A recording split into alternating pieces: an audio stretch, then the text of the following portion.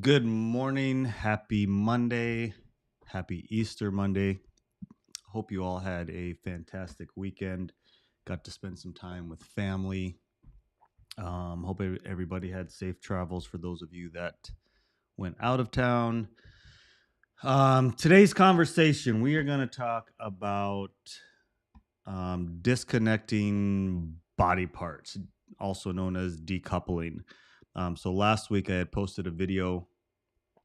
I don't know if it was a story or even when I posted it, but it was a 2-ball drill, which I'll show here in a second.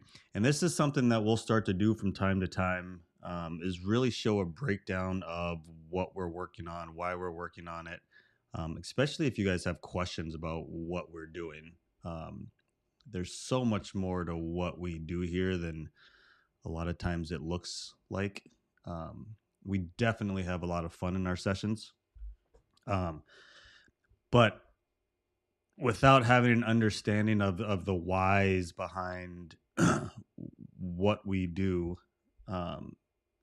some things can seem pretty far out there.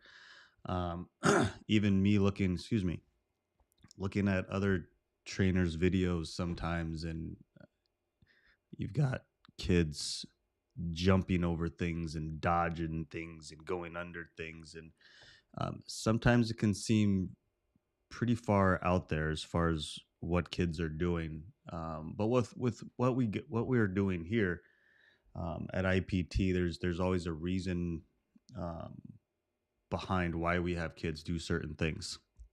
And so the question that I got in regards to this was, what is the purpose of the 2-ball dribble where your players were slamming one of the balls on the floor? And so I'll show a video of that. If you are watching, if you're listening to the podcast, you won't be able to see this, but we will try to get the video attached to it. And again, I think this will be pretty cool. You'll have to let me know at the end of this if you like this approach and kind of going through this stuff. Because I think that it would be pretty cool to go through a lot of this. And this is something that we'll do regularly in Playmaker University, is break down a lot of these drills and the whys behind what we're doing. So I will show this clip real quick. And this is the video that I had posted. It's a 2-ball drill. These are called traps. And again, the question was, what's the purpose behind it? Having a 2-ball dribble and trapping one to the floor.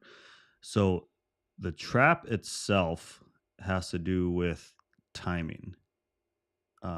If a player can figure out the right time to drop their hips, to trap a ball to the floor. And without getting into all of the details, there's a lot going on here. And so teaching players how to drop their hips, how to get low, and time it specifically when they do it is what the trap is for. That's what the other ball is partially being used for. But what else is going on here is when we talk a lot about disconnecting body parts.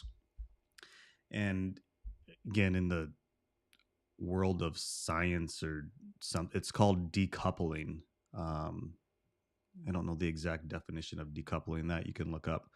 But we teach players how to disconnect body parts. And basically what's happening here and what we want to see happen here is when a player traps a ball to the floor, it not affect what the other hand is doing. So being able to get one hand to go low, which in turn get a shoulder low, but also allow the other shoulder to stay high, the ball to stay high. Go to your pocket, your hands stay on top of the ball, go behind the ball. Um, so along with working on the timing of a drop, a player's ability to drop their hips, um, we're also working on the timing and the trap not affecting what the ball is doing. And so kind of the same thing. A lot of these guys have been doing this with me a long time. Those were my kids, so they've really been doing this a long time. Um, but with a lot of players, what you'll start to see is on a trap, shoulders being at the same height. So this is a little blurry, but shoulders at the same height, and left hand is trapping, but then the right hand also wants to trap. So both hands are kind of following each other. So when we talk about disconnecting body parts, we want one hand to be able to go low and the other hand to stay high. And over time, when players figure this out, here's another one. Sorry for the blurry picture. But at this moment here again of the trap, and there's a lot more that we would work on here as far as body positioning and exactly what's going on here. Um, but when we're talking specifically about trapping the ball, we would want, again, left hand is trapping. We want that left shoulder to go down, right shoulder to stay high. And so the trap not affecting what the left hand not affecting the right hand, basically. Here was another good one. And this is on a flip up. And so, again, specifically in this situation, working on getting that inside shoulder down, working on the timing of the drop, um, and the trap not affecting, again, not affecting what the ball is doing. And so, when we talk about, oh, let me zoom out there. This is kind of similar. I mean, when we talk about disconnecting body parts, being able to, what is it, tap your head and rub your stomach or something like that. Kind of the same concept. And eventually, when players have the ability to disconnect their hands, um, and again, this disconnect body parts, so one action isn't causing another action. Players have the ability, they gain the ability to absorb contact, create contact, and it not affect what the ball is doing.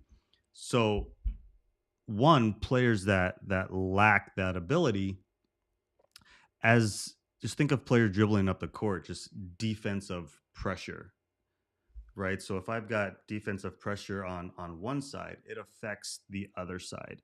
And this is a big part of why players are very uncomfortable just dribbling up the court with defensive pressure, because they lack this ability, and this is part of it. Obviously, there's more that goes into it than just this, but this is part of it.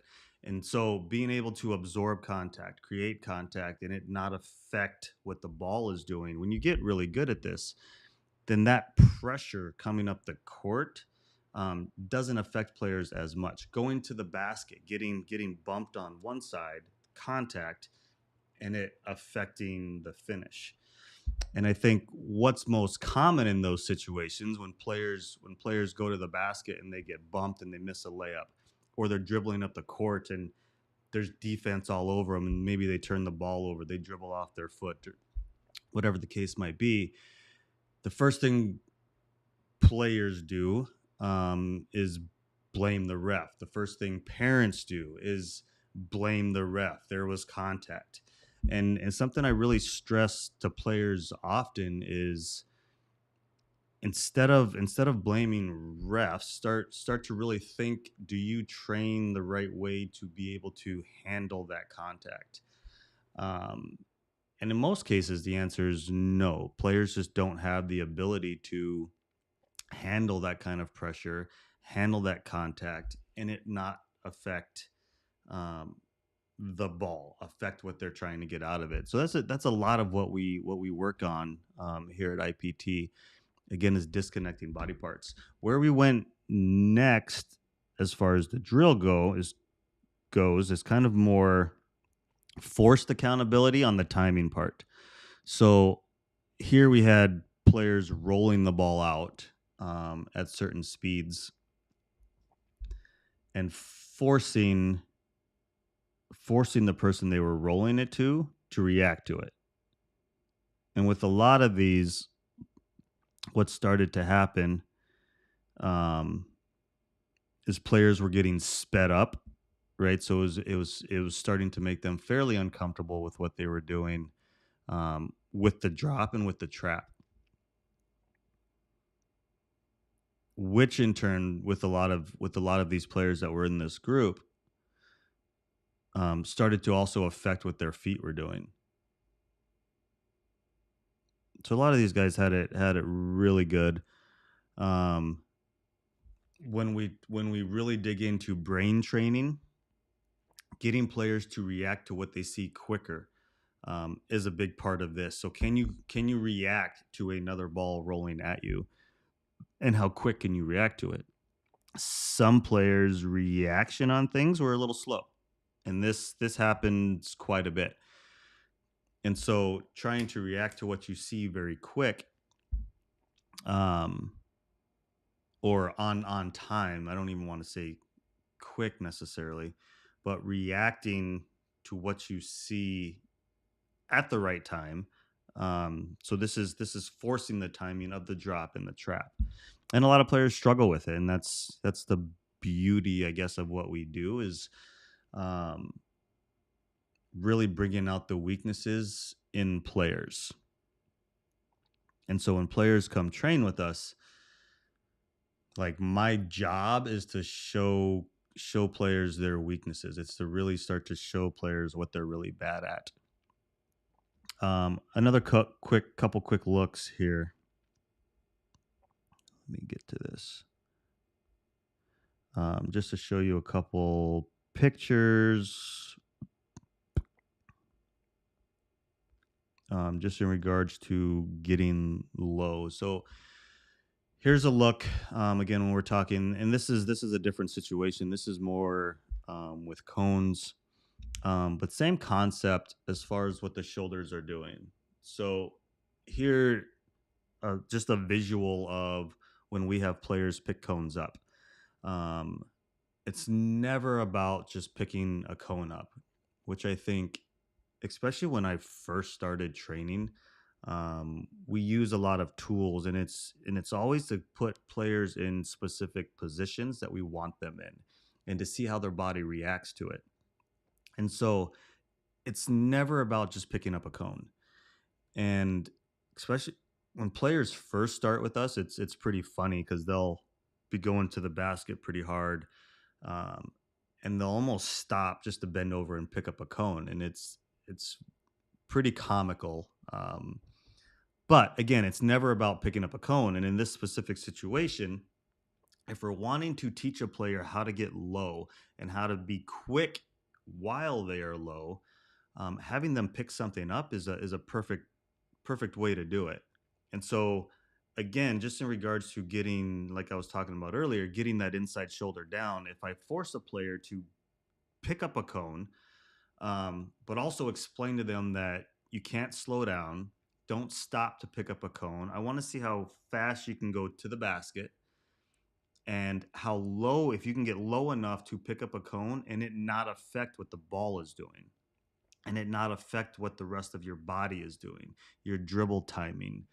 Um, so there's a lot going on here in regards to picking up, having players pick up cones. And again, I think especially when I first started and using cones, because it was fairly new, like skills training is relatively new over the last 5 years. 5 to 10. I think 10's probably too far. I've been in it for 8. So I feel like 8 years ago when I got into it, it was kind of just taking off as far as the skill side goes, being skill specific. But again, a situation like this, having players pick up a cone, um, has nothing to do with just picking up a cone. It has everything to do with teaching players how to get low and how to be fast.